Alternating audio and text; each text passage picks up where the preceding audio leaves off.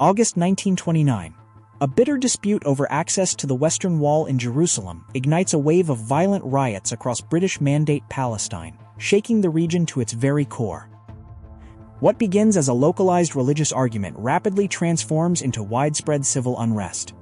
Inflammatory rumors spread through towns and villages, creating an explosive atmosphere of fear and distrust among communities. British authorities struggle to maintain control as police forces find themselves vastly outnumbered. The fragile peace established under the Mandate collapses under the weight of escalating sectarian hostility and violent clashes. False reports regarding attacks on holy sites ripple through the country. Communities brace for the worst as normal daily life grinds to a halt and fear grips every corner of the ancient land. The accumulated tension finally reaches its breaking point. Violence erupts beyond Jerusalem, targeting ancient Jewish communities that had lived peacefully alongside their neighbors for generations without anticipating such sudden devastation. Attention turns toward Hebron, home to one of the oldest Jewish communities in the world. For centuries, Sephardic and Ashkenazi families maintained quiet lives rooted in scholarship, commerce, and shared heritage. The Hebron community prided itself on good relations with Arab neighbors, believing historic ties would protect them. Sadly, this sense of security proved entirely misplaced when the wave of violence arrived. On the morning of August 24th, horror struck Hebron. Mobs surged through the winding alleyways, armed with clubs, knives, and iron bars, targeting Jewish homes with terrifying speed and coordination. In a matter of hours, 67 Jewish residents were massacred in one of the most brutal atrocities of the Mandate era, shattering the peaceful illusion of intercommunal coexistence forever. Families sought refuge inside stone houses, barricading doors and windows. But many shelters were breached, leaving defenseless men, women, and children at the mercy of the rampaging attackers. Amidst the carnage, acts of profound courage emerged. Several local Arab families risked their own lives to shelter and hide Jewish neighbors, saving dozens from certain death.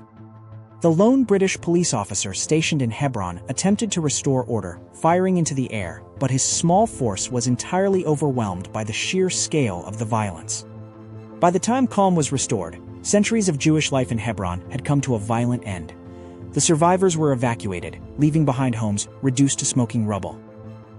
News of the Hebron massacre sent shockwaves across Palestine and the wider Jewish world. Disbelief turned into deep mourning as the full death toll and gruesome details became public. Tragically, the violence was not confined to Hebron. Riots quickly spread northward, threatening other historic Jewish communities that remained isolated and vulnerable to sudden attack. In the mountain town of Safed, known for its spiritual heritage, tension reached boiling point. Residents watched anxiously as armed crowds gathered in the surrounding hills.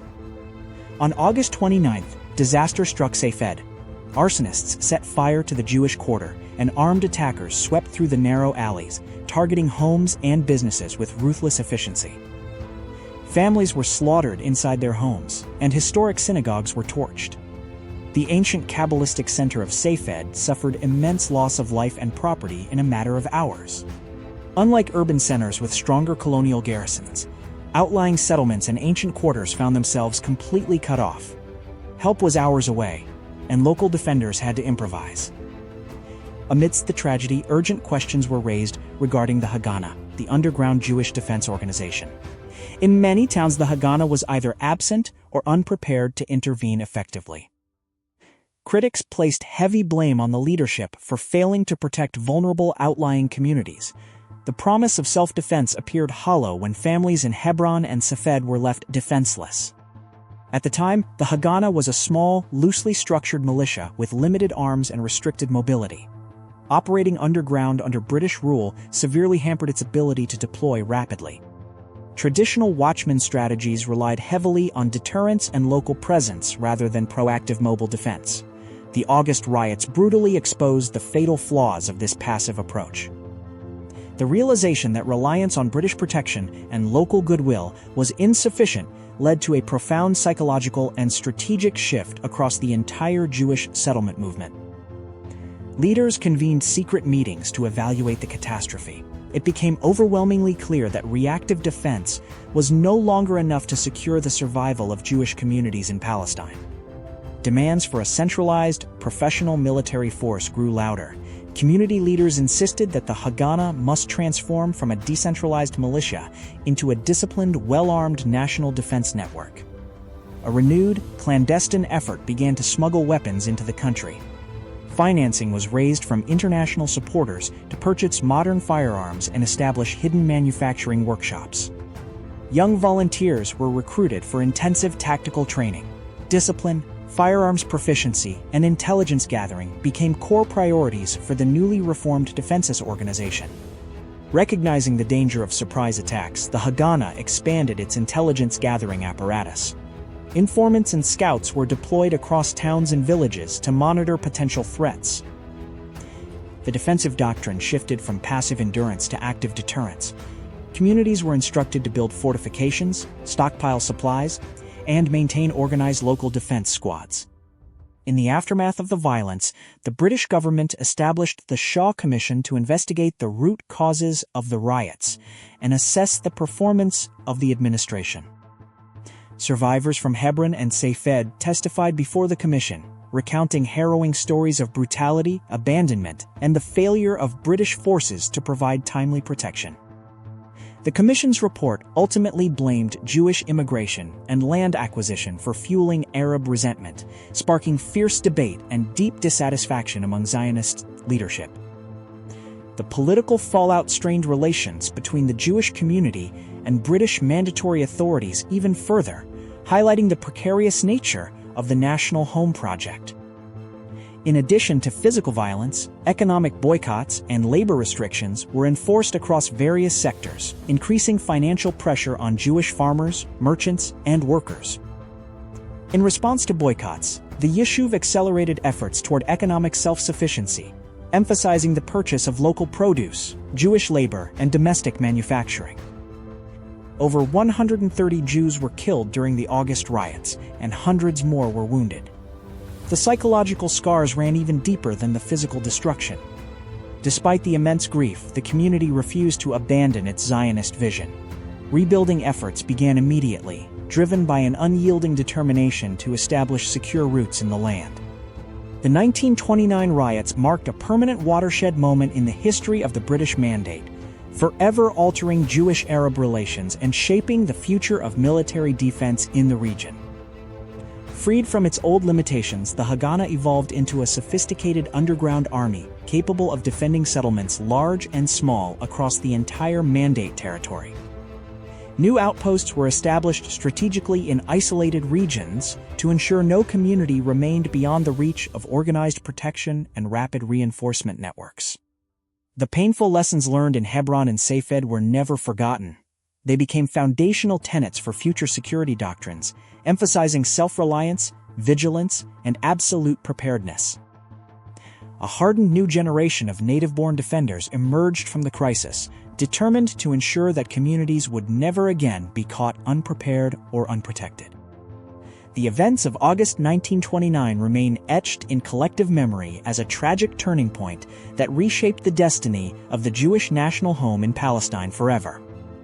Looking back across the decades, the riots exposed the harsh realities of nation-building under Mandate rule, proving that security required constant vigilance and institutional strength. The tragedy forced a total rethink of defense strategy, transforming a fragile network of vulnerable towns into a resilient society capable of weathering future storms. Despite relentless challenges and profound heartbreak, the Jewish settlement movement continued to expand, building farms, towns, and institutions that would form the bedrock of a future state. The painful price paid in 1929 ensured that defense was never again treated as an afterthought. Preparedness became a way of life for every member of the community.